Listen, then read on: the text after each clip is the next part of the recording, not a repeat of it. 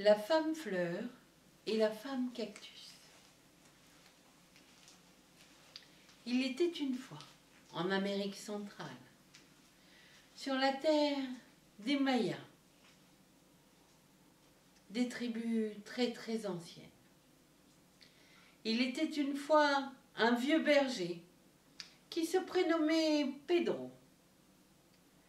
Sur la route du cimetière, il croisa un jour deux marchands et leur dit « Hombres, évitez d'aller dans cette direction-là, c'est une route qui porte malheur. Si vous allez plus loin, vous rencontrerez le cactus Tzacan, l'esprit de la femme cruelle. Le Tzacan est un cactus malodorant et couvert d'épines. Chez les Mayas, cette plante est l'esprit d'une femme sans cœur qui s'est transformée de la sorte afin de se venger des hommes. On ne sait plus trop pourquoi. Voilà bien des sottises, ont ricané les deux marchands, mais il est fou cet homme.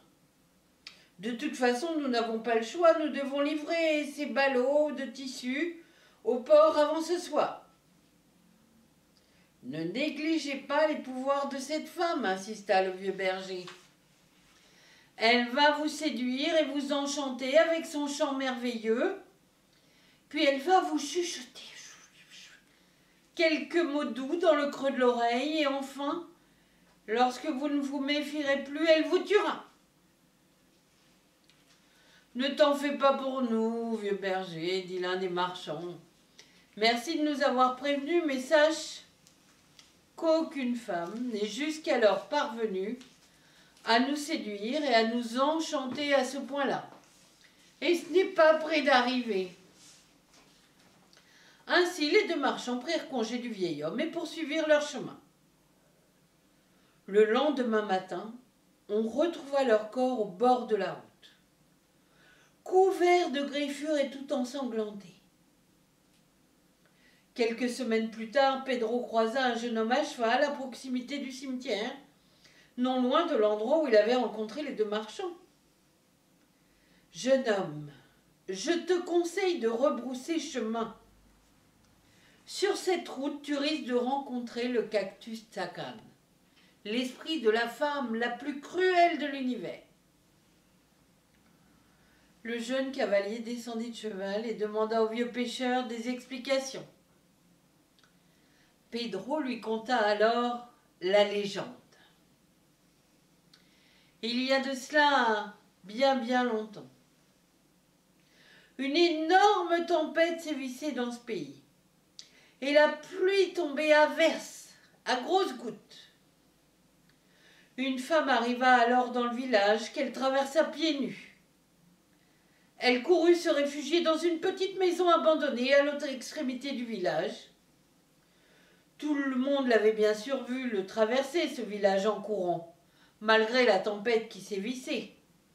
Chacun regarde toujours au rideau ce qui se passe. La tempête finit par se calmer. Mais la jeune femme décida de s'installer ici. La maison était vide, presque en ruine. Elle n'était en apparence à personne. Elle intriguait cette jeune femme bien des villageois, car elle était d'une immense beauté, sous son apparence misère. Et il émanait d'elle comme une espèce de sérénité. Les hommes particulièrement ressentaient comme un sentiment de bien-être lorsqu'ils la rencontraient et lui disaient bonjour. Les femmes, au contraire, étaient plutôt méfiantes et sur la défensive, et pensaient même certaines, comme elle était si belle, qu'elle devait être le mal en personne. Les habitants finirent par lui donner des surnoms. Elle était tantôt la guérisseuse, tantôt la magicienne, ou encore la sorcière qui fait peur. La jeune femme, quant à elle, se faisait appeler Xtabia.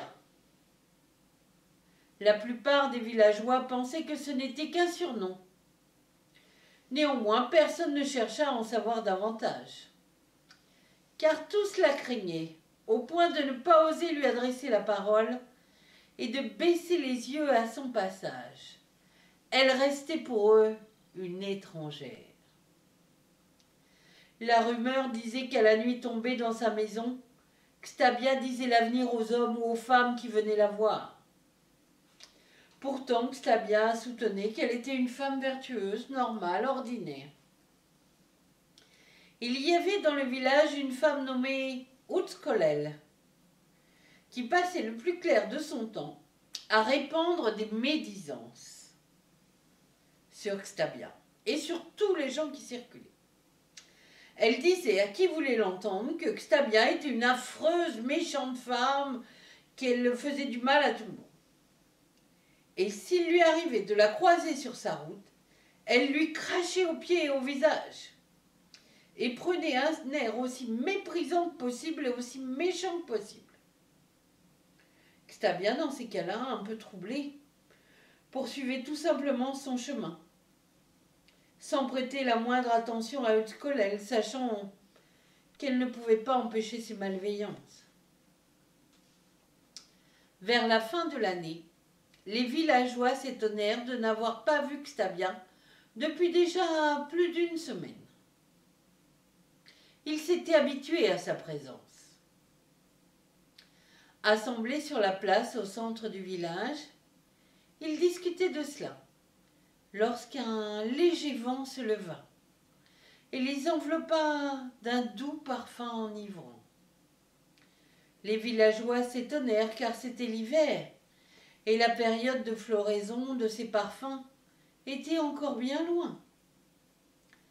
Un groupe se forma et tous se mit à suivre les effluves du parfum porté par le vent léger. « Cela provient de la maison de Xtabia, dit un des hommes. Tous se mirent à crier. « Xtabia, Xtabia, tu es là? Tu es chez toi ?» Mais personne ne répondit aux appels. Un des hommes décida de s'approcher de la maison de Xtabia et frappa à la porte. Personne ne répondit.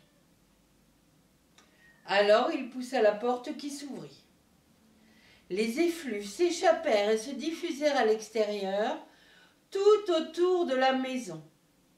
L'odeur était si agréable, enivrante, merveilleuse, que les hommes se sentirent grisés de bonheur et que chacun avait le cœur en joie. Tous finirent par pénétrer dans la maison. Ils furent subjugués par ce qu'ils virent alors. Les vêtements de Xtabia étaient soigneusement pliés sur le lit, presque neufs, régénérés. Mais la belle jeune femme n'était pas là. Sur le lit, ils découvrirent un lézard, un puma, une tortue et un caracara. Le caracara est une de ces sortes de rapaces de jour, un peu comme la buse chez nous. Ces animaux surveillaient attentivement les vêtements, en apparence. Un papillon était aussi posé sur la robe, juste au niveau du cœur. L'ambiance sereine paraissait presque irréelle, magique. Soudain, la porte d'entrée claqua. Utskolel surgit, les yeux remplis de colère et de jalousie. La douce senteur parfumée s'évapora d'un coup. Et les animaux qui s'étaient couchés sur le lit disparurent. L'ambiance irréelle qui régnait laissa subitement place à une maison abandonnée en ruine. « Je m'en doutais, hurla Utskolel. Décidément, vous les hommes, c'est n'importe quoi. Hein. Il est impossible de vous faire confiance. D'où provient cette puanteur là? Je ne sais pas ce que c'est que cette odeur. » Utskolel était folle de rage et de jalousie.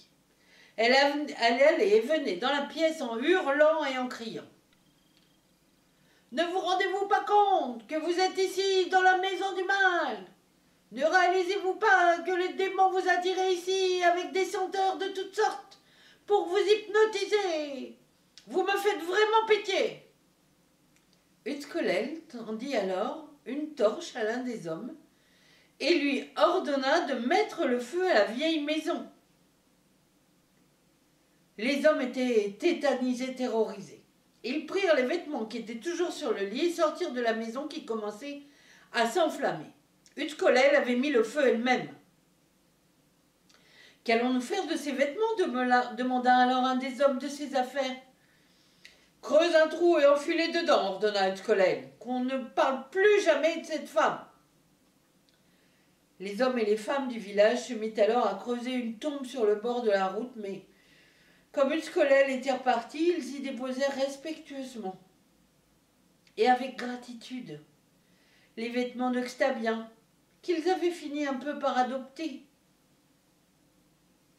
Le lendemain matin, un des hommes s'écria « venez vite, c'est carrément incroyable !» Au bord du chemin, à l'endroit où les vêtements de Xtabia avaient été enterrés avec précaution, finalement, des centaines, des milliers de fleurs de toutes les couleurs avaient poussé durant la nuit. Elles répandaient une douce odeur parfumée et envoûtante, comme dans la maison la veille. Chaque jour, les villageois se rendirent alors à cet endroit, afin de prier auprès de l'endroit où ils avaient enterré les vêtements de Xtabia, en lui souhaitant le meilleur. Les jeunes filles s'y allongeaient parfois avant de s'imprégner du parfum, de la beauté de cette femme disparue par mystère, tandis que les hommes y venaient plutôt au coucher du soleil en cachette.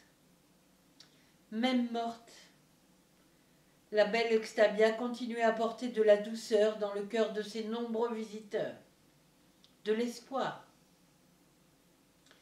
Des mois puis des années s'écoulèrent, les fleurs se répandirent progressivement le long des routes avoisinantes, ainsi que le long de la rivière, puis dans les prairies et dans toute la campagne. La vue de ce paysage coloré sans cesse renouvelé faisait rentrer Utskolel dans des colères et dans des rages au plus haut point. Elle ne supportait pas de voir tous ces hommes et ces femmes se recueillir devant la douceur, devant la beauté, devant cet endroit qu'ils assimilaient un peu à une tombe, même si personne n'y était enterré. Elle avait beau essayer de les menacer, de leur faire peur, de leur influencer toutes sortes de croyances, de complots, de tyrannie. Ceux-ci venaient de plus en plus nombreux, et on repartait si heureux et apaisé. Mais un jour, bien des années plus tard, Utskolel, qui était devenu de plus en plus aigri et acariâtre, mourut. Son mari organisa un enterrement somptueux. Tous les villageois s'y rendirent par respect et firent semblant d'être tristes. Elle fut enterrée au cimetière, juste à la sortie du village. Le lendemain, une jeune fille, qui était partie puiser de l'eau au bord de la rivière, revint en criant « Venez vite, il s'est passé quelque chose d'incroyable !» Tous les villageois accoururent. Il y avait là une odeur absolument immonde et infecte, une puanteur inimaginable. Et à l'endroit précis où Utskolel avait été enterré, la terre était devenue toute noire et pourrie. En son milieu, un grand cactus hérissé d'épines énormes avait poussé. Et à son sommet, il y avait une fleur qui dégageait une senteur particulièrement nauséabonde. Par chance, la fleur du cactus se fana dès la tombée du jour. Mais une fois par an, elle refleurit et s'épanouit dans la puanteur. Il vaut mieux à ce moment-là ne pas se trouver dans les alentours. Les villageois ne furent pas si étonnés que cela. Une vieille femme s'exclama même. Utskolel était si mauvaise, rien d'étonnant à ce que sa tombe empeste autant. Il fallait se pincer le nez pour passer devant. Et elle était si jalouse d'enterrer une jeune fille. Elle a même empoisonné la vie de tellement de personnes ici avec ses colères et ses médisances. C'est à partir de ce moment-là que les voyageurs ont commencé à disparaître sur le chemin qui longe le cimetière. D'ailleurs, les villageois ne s'approchent jamais de la tombe d'Utskolel. Même son mari n'y est pas retourné depuis. Les vieux Mayas disent, par ailleurs, que le cactus donne naissance chaque nuit à cette femme cruelle et méchante. C'est pour cela qu'elle revient aussi se venger de la population. Utskolel ne trouve jamais le repos, tellement elle nourrissait de colère. Le vieux Pedro termina son récit. Le jeune homme hocha la tête dubitatif. Vois-tu toutes ces petites fleurs multicolores qui bordent la route, ajouta le vieux berger. Elles sont là pour nous rappeler la bonté de Xabia, tandis que le cactus Tsakan évoque tous les mensonges et la rancœur d'Utskolel. Allez, viens te reposer chez moi. Tu reprendras ton chemin demain, à l'aube.